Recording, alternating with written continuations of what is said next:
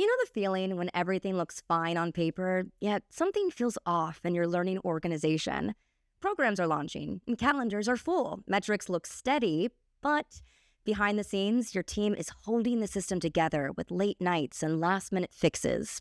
So today, we're going to look at 5 warning signs that could show your L&D team is over capacity, what each one tells you, and a simple way to measure where the strain is building before quality or your people break. Warning sign number 1. Delivery starts working against you instead of working for you. So demand ramps up, schedules slide around, prep windows shrink from days into hours.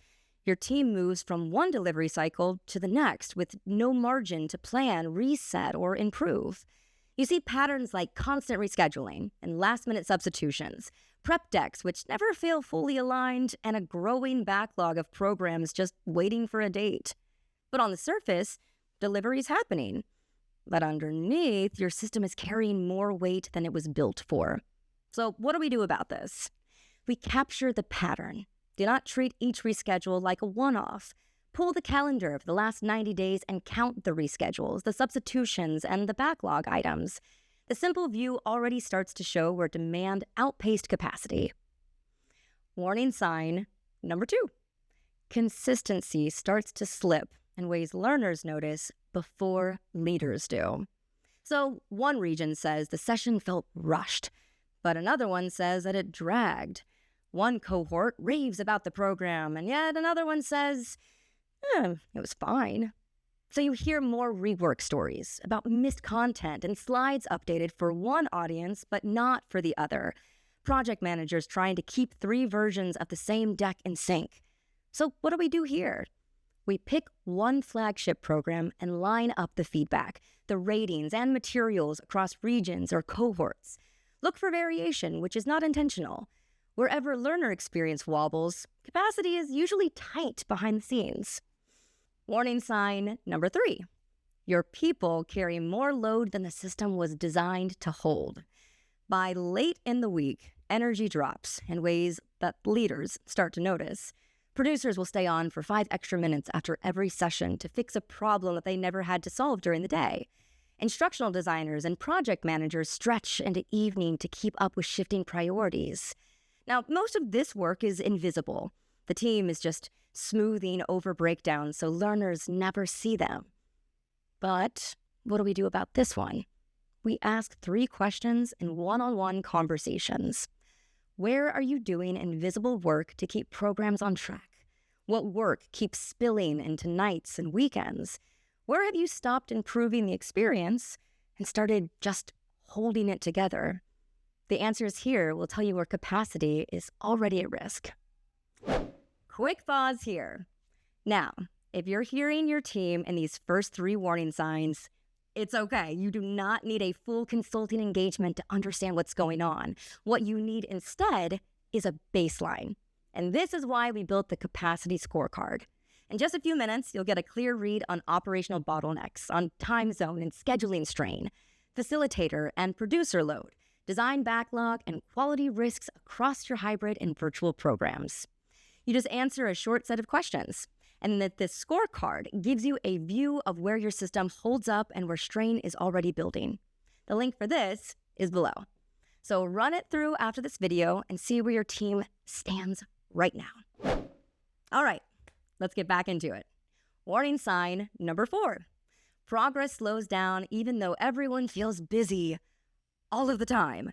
Training's getting done, great. Calendars are full, wonderful. New initiatives keep arriving, love that. Yet, design cycles drag. Updates wait for months. Project plans need constant revision because no one has margin to plan ahead. The sessions still run, so the organization assumes everything is fine. But what no one sees is the amount of effort required to keep the wheels turning. So what do we do about this one? We map one program from request to delivery, mark every handoff, then ask where work waits, where steps repeat, and where one person is the only path forward. Small delays at those points show exactly where capacity is already masked out. Now last but not least, warning sign number 5. The L&D team stops leading and starts reacting. Cohorts slip behind plans. Concerns about consistency and scale pop up in meeting after meeting. Data becomes less reliable because the experience shifts from group to group. Now, at this stage, every decision turns into a workaround. The team spends more time firefighting than shaping the learning portfolio. When capacity constraints start shaping decisions, strategy gives way to survival. So what do we do here? We step back for a portfolio-level view. List your major programs and ask for the next 6 to 12 months.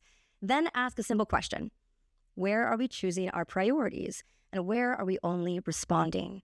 Wherever you are in response mode, capacity is already dictating strategy. Now, one important note here. This is not about weak teams. It's not. Across the industry, workload has grown faster than staffing in systems. Hybrid and virtual programs expand, expectations rise, and headcount stays flat. Most teams do not lack commitment. They lack margin. Recognizing these patterns early protects both quality and the people. So, if you recognize 2 or more of these warning signs in your own world, then your team is already carrying more than what's sustainable. So here's a simple next step. You ready? First, complete the capacity scorecard. You'll get an immediate read on where strain is building in your ecosystem, from scheduling and time zones to facilitator load and design backlog. Then second, bring those results to our webinar, When Scaling Hurts, Why L&D Teams Burn Out, and How to Fix It. We will walk through how capacity strain forms, how to interpret your scorecard, and practical moves which stabilize delivery without adding pressure to your team. Links to both of those are right below. If you are responsible for virtual or hybrid learning, you do not have to wait for a crisis before you make a change. Watch for these 5 warning signs, measure your true capacity, and then decide, where do you want help? For more sessions on modern learning and performance, subscribe and share this with a colleague who is holding way too many programs together. Thanks so much for watching. Stay focused on your learners and take care of your team.